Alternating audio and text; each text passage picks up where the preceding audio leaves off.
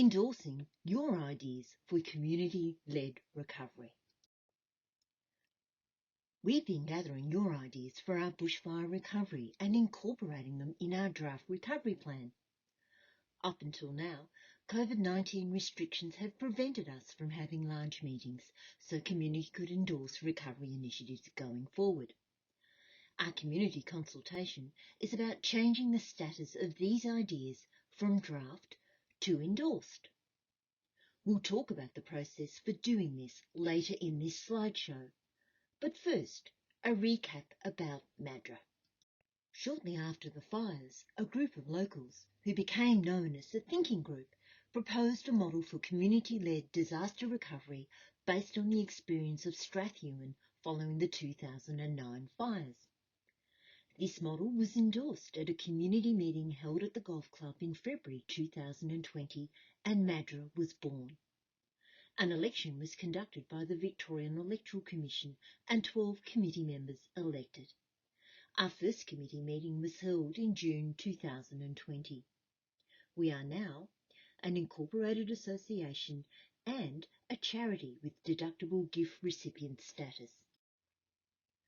Our vision is we will be an inclusive, vibrant, strong and safe community. Our vision will be achieved when everyone in our community who needs bushfire assistance has received it. No one will have slipped between the bushfire recovery process cracks.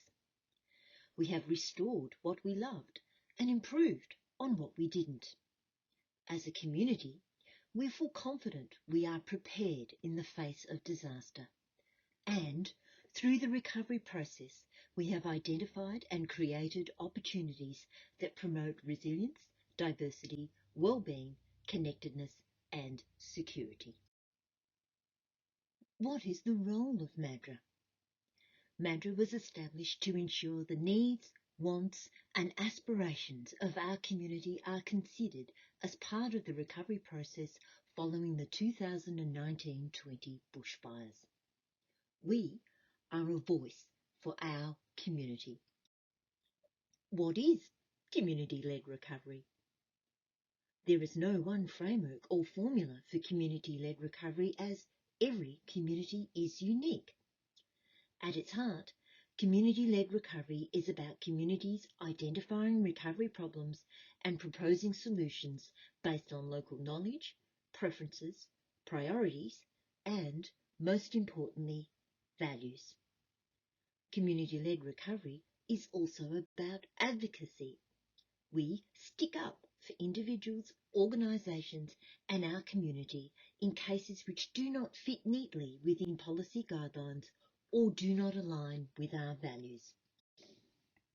What are our values? We are a diverse and feisty community which does not always agree, but there is much we have in common. A survey conducted by the Thinking Group in April 2020 identified our key community values. These include an appreciation of our small, supportive communities, acknowledging the trauma resulting from the loss of homes, amenities, natural environment and infrastructure, the importance of social connections and community get-togethers to restore a sense of community, ensuring a balance between maximising biodiversity and enhancing fire safety, a strategic approach to rebuilding and extending community infrastructure, a desire to broaden and diversify our economy. But the thing that binds us together is our love of our diverse, pristine wilderness landscape and the desire to keep it that way. Our natural environment sustains us. Some of us earn a living from it. Some study it. Some were drawn here because of it. We all love it. This is the value on which all our recovery ideas are grounded. The journey so far has been a busy one. Over the past 9 months, we've interpreted what community-led recovery looks like for our community. We've built relationships with our politicians, bureaucrats, philanthropic organisations and other community recovery committees. We keep our ministers up to date and seek their support for our community and intervention if needed. We regularly meet with all three levels of government in the same room and at the same time. Philanthropic organisations such as the Bushfire Recovery Appeal, the News Corp Bushfire Fund and Minderoo are looking at how they can fund some of our recovery initiatives. We've advocated on a range of issues including housing, water rates and telecommunications.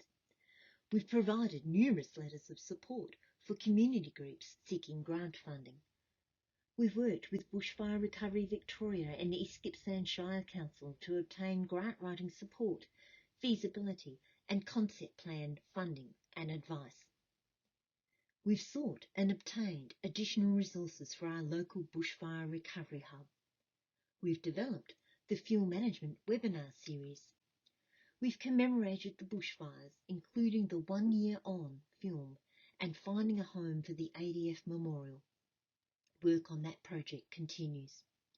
We've influenced the design of replacement parks, lakes and beach infrastructure, including provision for floating jetties and improving all abilities access.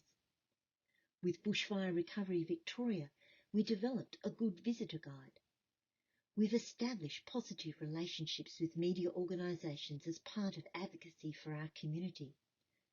We've worked with the Friends of Mallacoota, Rotary Bowen, Envite and the Sanctuary on environmental restoration projects. We are working with and acknowledge the hard work of other community groups, including MADRA, the Halls and Rec Committee and the Mallacoota Community Bank. We've developed our website, madrecovery.com, and we've used your ideas to build our draft recovery plan. Throughout, we've been able to draw on the many talents of our diverse community, including, but not limited to, media, PR, filmmaking, graphic design, event management, legal, statistics and other subject matter expertise. Together, we are making progress.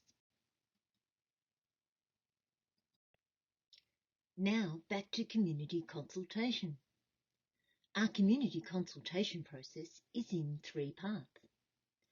Part 1 is this opening session and community barbecue. Part 2 comprises individual pillar sessions over the next couple of months. Dates and times will be confirmed shortly. These sessions cover buildings and infrastructure, people and well-being, business and economy, environment and biodiversity, Aboriginal healing and culture. You'll be able to vote yes or no to the projects listed in the draft recovery plan and to offer thoughts and comments. Part 3 will be a wrap-up session in which we outline those projects which have community endorsement, those which need more work, and those which are not agreed. Of course, there is no cut-off point for our recovery. Our recovery story is ongoing. Projects and initiatives will be implemented. New ideas will emerge. New funding programs and other opportunities will arise. This initial consultation process is about getting a solid list of projects we are confident has community backing. So, when government and donors ask, "What does your community want?" we can hand over our endorsed recovery plan. We envisage the recovery plan will be updated on a regular basis and new ideas will be put to your vote. So how can I vote? There are several ways you can vote. You can fill in a voting form at a pillar session. You can obtain hard copy voting forms from the Hub or the Genoa pub and post into our suggestion boxes. Forms can be posted to those who do not live here. Or you can vote online as pillar surveys are released.